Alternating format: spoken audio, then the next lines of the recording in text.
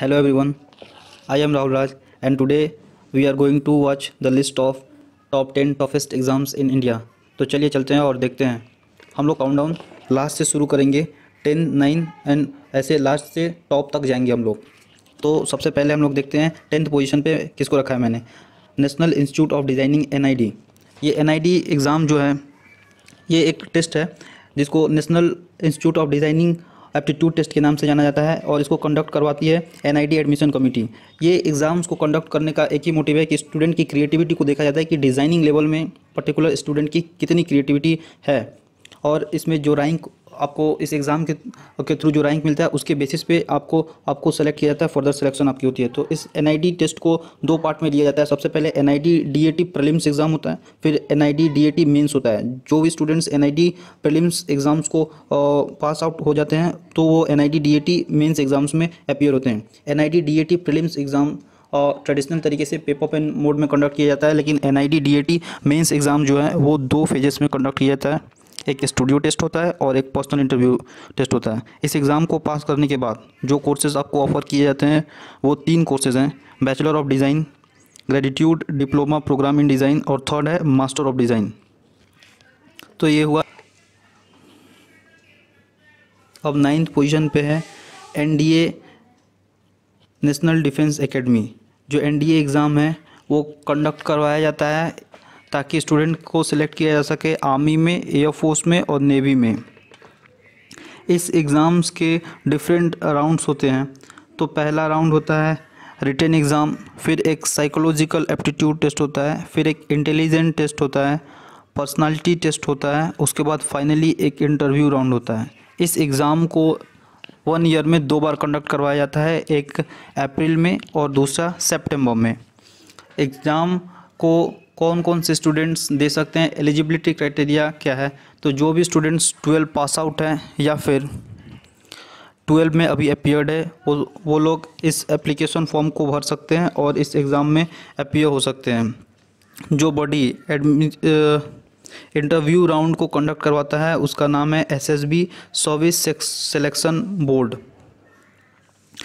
इस एग्ज़ाम में about 4 lakh students appear होते हैं, जिसमें से ओनली 6000 स्टूडेंट को सिलेक्ट किया जाता है SSB इंटरव्यू राउंड के लिए। अब 8th नंबर पे चार्टर्ड अकाउंटेंट एग्ज़ाम है, CA एग्ज़ाम। इस CA एग्ज़ाम्स को जिस बॉडी कंडक्ट करवाती है उसका नाम है ICAI institute of chartered accountant of India. इस एग्ज़ाम को 3 फेजेज़ में कंडक्ट करवाए जाते हैं, CA फाउंडेशन, CA इंटरमीडिएट और CA फाइनल। जो फर्स्ट एग्ज़ाम होता है वो एक नेशनल लेवल प्रीलिम एग्ज़ाम है जिसको 4 मंथ्स में कंडक्ट करवाए जाते हैं, जनवरी, जून, नवंबर एंड दिसंबर। अगर जो भी फर्स्ट एग्ज़ाम्स को क्वालिफाई कर लेता है वो एप्लीकेबल हो जाता है CPT एग्ज़ाम को देने के लिए। जो CA CPT एग्ज़ाम होता है, कॉमन प्रोफिशिएंसी टेस्ट। एक बार आप इस एग्ज़ाम को पास आउट हो जाते हैं फिर आप एक सर्टिफाइड चार्टर्ड अकाउंटेंट बन जाते हैं। तो इस एग्ज़ाम में अप्लाई करने की जो एलिजिबिलिटी क्राइटेरिया है वो एटलीस्ट 55% मार्क्स रहने चाहिए ग्रेजुएट या फिर पोस्ट ग्रेजुएट कोर्सेज़ में कॉमर्स स्ट्रीम वालों का, और जो नॉन कॉमर्स स्ट्रीम से हैं उनके पास 60% मार्क्स रहने चाहिए एटलीस्ट, तब वो इस एग्ज़ाम में अपीयर हो सकते हैं। और इस एग्ज़ाम में कोई एज लिमिट नहीं होता, तो कोई भी एज के जो अपर एज लिमिट है वो अपर एज लिमिट यहाँ पे नहीं होता, तो कितने भी एज के पीपल जो है वो इसमें अप्लाई कर सकते हैं। 7th पोजीशन पे मैंने UGC नेट को रखा है, university grand commission national eligibility test. ये एक नेशनल लेवल टेस्ट है जो कि कंडक्ट करवाया जाता है ताकि सिलेक्ट किया जा सके असिस्टेंट प्रोफेसर्स और GRF जूनियर रिसर्च फेलोज को इंडियन यूनिवर्सिटीज़ और कॉलेजेस में। उसके बाद ये प्रोफेसर्स एप्लीकेबल है पढ़ाने के लिए, और कुछ लोग को अगर स्कूल में भी पढ़ाना हो तो अगर इस एग्ज़ाम को वो पास आउट कर लेते हैं तो वो स्कूल्स या फिर यूनिवर्सिटीज़ में भी पढ़ा सकते हैं। ये इतना टफ एग्ज़ाम है कि 4th या 5th अटैम्प्ट से में भी ये कुछ लोगों से नहीं पास आउट हो पाता। इसका जो सक्सेस रेट है वो 6% के आसपास है, और इसको जो बॉडी कंडक्ट करवाती है वो NTA national testing agency. Total 83 subject को ऑफ़र किया जाता है और टोटल 88 सेंटर्स पे ये इस एग्ज़ाम को कंडक्ट करवाया जाता है। जो एलिजिबिलिटी क्राइटेरिया है वो है 55% मार्क्स लाना होगा मास्टर डिग्री एग्ज़ामिनेशन में। किसी भी बैकग्राउंड से आप हो, जिस भी बैकग्राउंड से हो, उस बैकग्राउंड में आपने अगर मास्टर कोर्स किया है तो उसमें आपके 55% मार्क्स होने चाहिए और आप ग्रेजुएटेड होना चाहिए एक यूजीसी रिकॉग्नाइज्ड कॉलेज या फिर यूनिवर्सिटी से आप ग्रेजुएट होने चाहिए, तब जाके आप एप्लीकेबल होते हो उस एग्ज़ाम को देने के लिए। फिर 6th नंबर पे जो एग्ज़ाम आता है वो है CLAT, common law admission test. ये लॉ का one of the toughest exam है इंडिया में। इसमें एवरी ईयर 60,000 स्टूडेंट्स अपीयर होते हैं, लेकिन बट ओनली 5% इसका जो सक्सेस रेट है, इसके हिसाब से बस 3,000 स्टूडेंट्स को ही एडमिशन मिल पाता है नेशनल लॉ यूनिवर्सिटीज़ में। इस एग्ज़ाम को पास करने के बाद 5 ईयर कोर्सेज़ ऑफ़र होते हैं और उन कोर्सेज़ का नाम है bachelor of arts integrated with law, masters of law that is LLM on the CLAT exam scores. In scores के बेसिस पे और भी कोर्सेज़ ऑफ़र किए जाते हैं। उनमें से 2 कोर्सेज़ का नाम मैंने आपको बताया।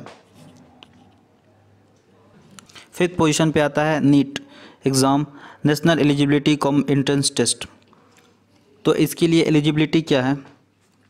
जो भी स्टूडेंट्स क्लास 12 में अपीयर्ड है या पास आउट है वो इस एग्ज़ाम को दे सकते हैं और इसका जो मिनिमम मार्क्स क्राइटेरिया है वो 50% फॉर जनरल कैटेगरी स्टूडेंट्स और SC और ST के लिए और 40% मार्क्स एप्लीकेबल है। पर ईयर इस एग्ज़ाम को देने के लिए 16 लाख स्टूडेंट्स अपीयर होते हैं और इस एग्ज़ाम में 7.7 लाख कैंडिडेट्स क्वालिफाइड होते हैं। सबको MBBS की डिग्री नहीं मिलती, मतलब सब क्वालिफाइड होते हैं, बस 7.7 लाख स्टूडेंट्स। तो जो इस एग्ज़ाम को कंडक्ट करवाता है वो कंडक्टिंग बॉडी है NTA नेशनल टेस्टिंग एजेंसी।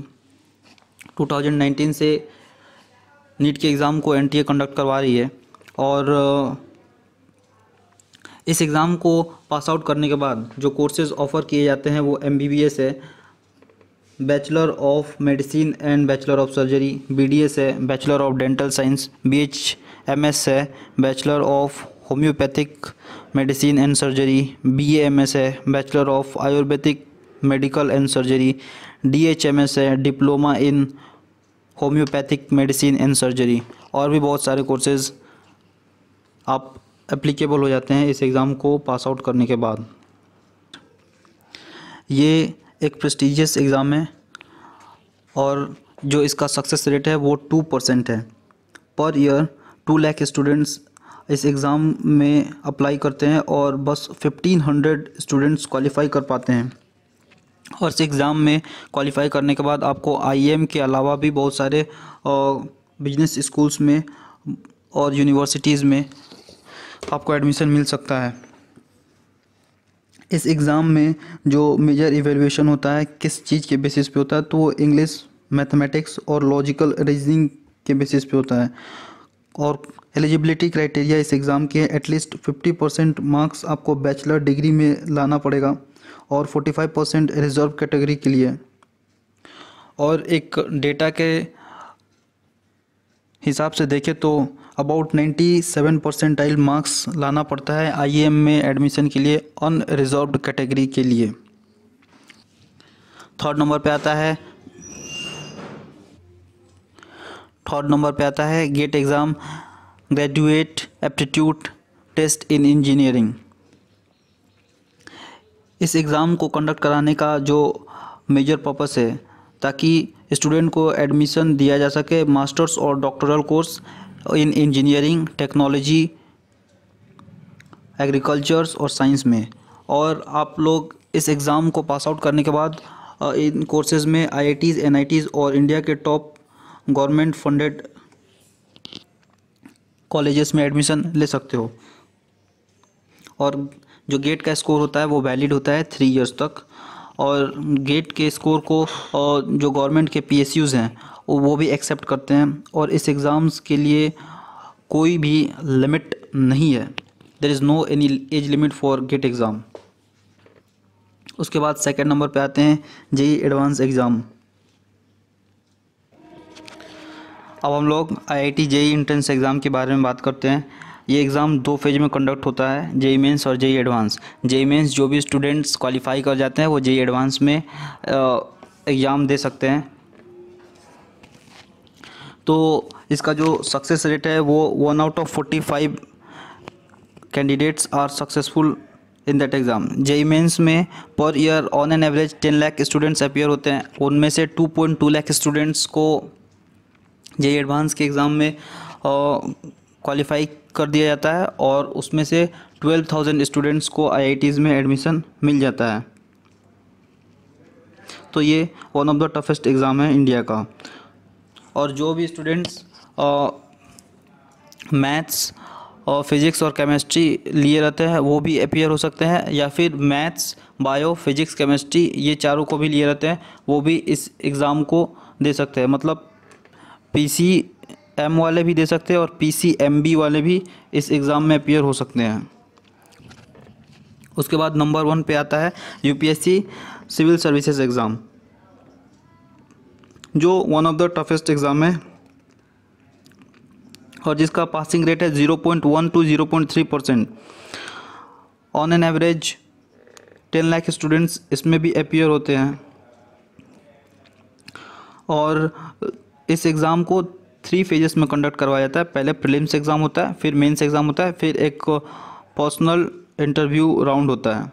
इस एग्ज़ाम को क्वालिफाई करने के बाद जो पोस्ट एलोकेट किए जाते हैं वो है IAS Indian administrative service, IPS Indian police service, IFS Indian foreign service, और भी बहुत सारे पोस्ट एलोकेट किए जाते हैं।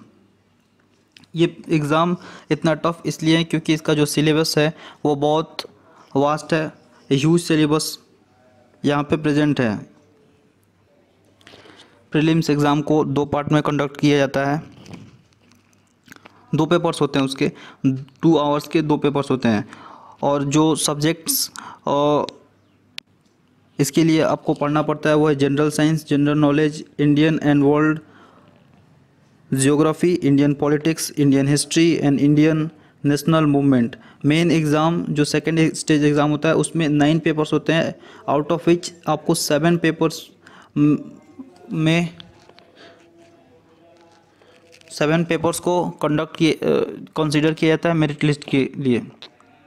मेंस एग्ज़ाम में जो सेकेंड फेज़ का एग्ज़ाम्स है उसमें 9 पेपर्स होते हैं।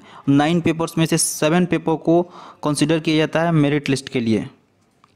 तो ये थे इंडिया के टॉप 10 एग्ज़ाम्स। आई होप आपको अच्छे लगे होंगे। अगर अच्छा लगा तो कमेंट में थैंक्स लिख दीजिएगा, और चैनल को सब्सक्राइब कर दीजिए, और वीडियो को लाइक कर दीजिए, और बेल आइकन को हिट कर दीजिए ताकि फ्यूचर में कोई भी ऐसे वीडियोज़ बने तो आप लोग को पहले मिल जाए। अगर आप लोग चाहते हैं कि जितने भी टॉप 10 एग्ज़ाम थे इन सब पे एक सेपरेट वीडियोज़ आएँ, तो जिस भी एग्ज़ाम पे आप सेपरेट वीडियो चाहते हैं कमेंट में उस एग्ज़ाम का नाम लिख के और सेपरेट वीडियो लिख दीजिएगा ताकि मैं देख लूँ, और जिस पे सबसे ज़्यादा वोटिंग होगी उस पर्टिकुलर एग्ज़ाम पे एक सेपरेट वीडियो बना दिया जाएगा। Thank you, that's all.